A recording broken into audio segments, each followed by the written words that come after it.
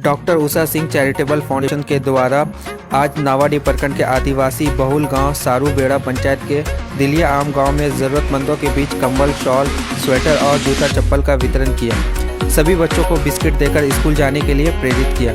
साथ ही साथ ग्रामीणों की समस्याओं को सुना। इस अवसर पर डॉक्टर उषा सिंह ने कहा, हमारे ट्रस्ट के द्वारा प्राथमिक शिक्षा के लिए व्यवस्था करना, लोगों को शिक्षित करना, स्वरोजगार के लिए प्रेरित करना, महिलाओं को रोजगार के लिए अवसर मुहैया कराने का आश्वासन दिया।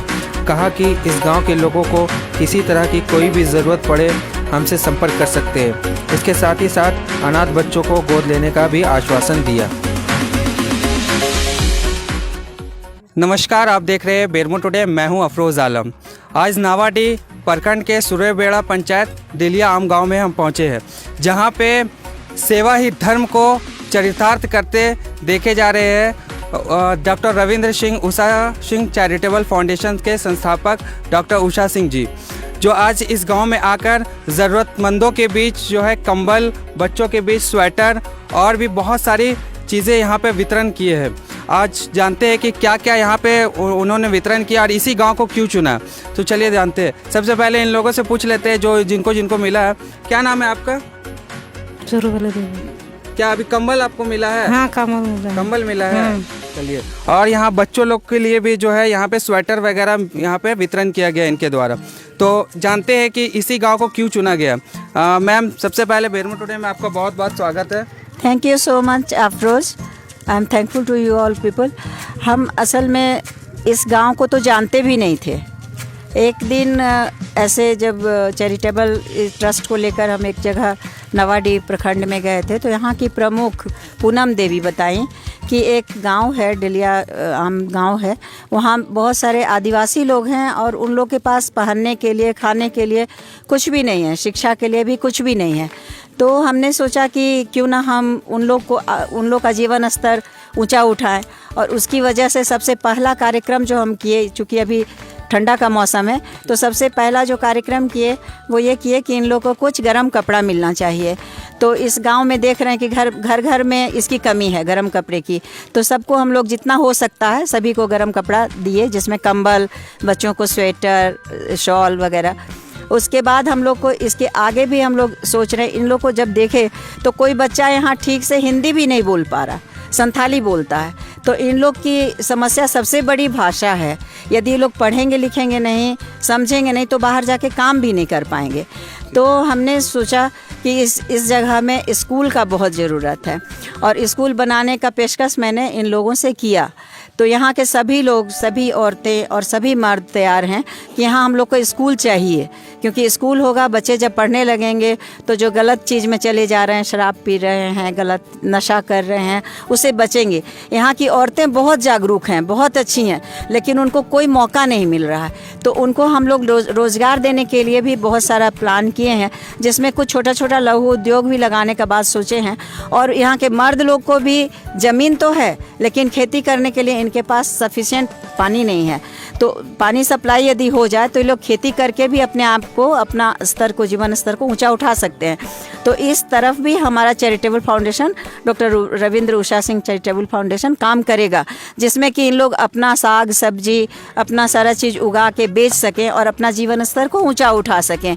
ये 25 घर का ये गाँव है, और इस 25 घरों में से कोई एक भी व्यक्ति मैट्रिक पास भी नहीं है। तो ये बहुत बड़ी समस्या है। जब तक एजुकेशन नहीं होगा तब तक किसी का प्रोग्रेस संभव ही नहीं।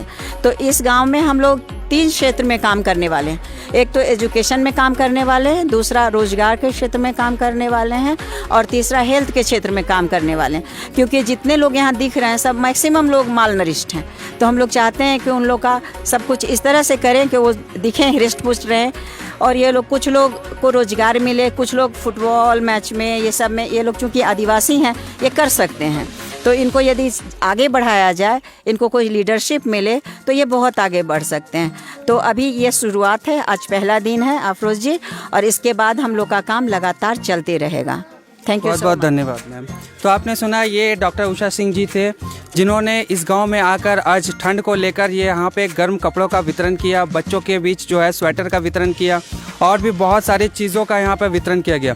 लेकिन इनका एक अलग सोच है कि इस गांव में जो इस समस्याओं को इन्होंने सुना है, समस्याओं को यहाँ के ग्रामीणों से जाना है, उन समस्याओं का भी ये हल निकालेंगे।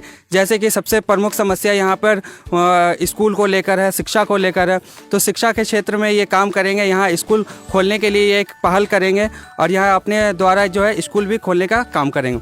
उसके साथ ही साथ यहाँ पे जो रोज़गार की समस्या है, रोज़गार को लेकर भी ये काम करेंगे। तो ये सारे कामों को इस क्षेत्र में doctor Usha Singh charitable foundation के द्वारा किया जाएगा। और यहाँ पे अब जो समस्याएं हैं ग्रामीणों का, जो समस्याओं को सुनने के बाद ये आगे काम किया जाएगा।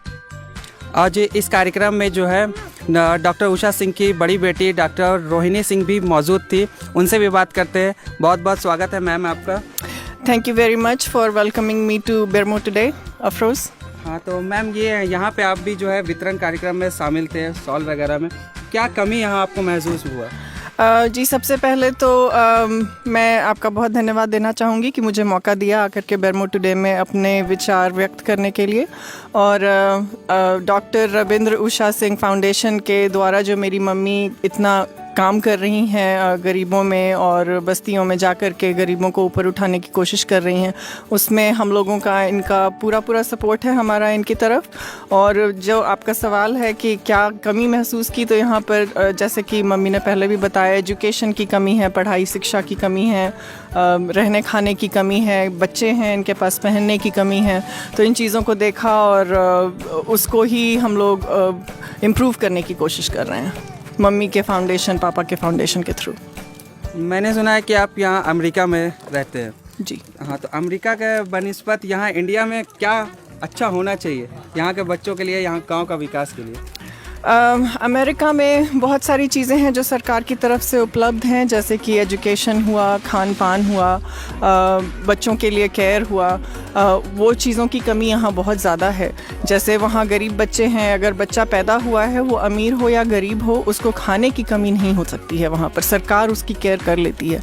उस चीज़ की कमी यहाँ बहुत ज़्यादा है। बच्चे हैं सड़क पे भी पड़े हुए हैं, उनका कोई पूछने वाला नहीं है। अगर बच्चे की माँ मर गई है या पिता मर गए हैं, उनको कोई पूछने वाला नहीं है। और वैसे बच्चों के लिए ही डॉक्टर रविंद्र उषा NGO जैसे फाउंडेशंस की बहुत सख्त ज़रूरत है, क्योंकि इनको पूछने वाला कोई नहीं है। अगर इनकी तबीयत ख़राब हो जाती है या कुछ हो जाता है, इनको देखने वाला कोई भी नहीं है। तो इसी के लिए ऐसे NGOs की बहुत ज़रूरत है। और मुझे बहुत गर्व है कि मेरी माँ इतना बेहतरीन काम कर रही हैं अपनी तरफ से, बिना किसी सपोर्ट के, बिना किसी सरकारी मदद के, खुद अपनी तरफ से इतनी मेहनत कर रही हैं, आकर के गाँव में, बस्तियों में, गलियों में जाकर के बच्चों की मदद कर रही हैं। और हम लोगों का इनकी तरफ पूरा सहयोग है। बहुत बहुत धन्यवाद मैम। तो आप देख रहे थे बेरमो टुडे, मैं हूँ अफरोज़ आलम। धन्यवाद।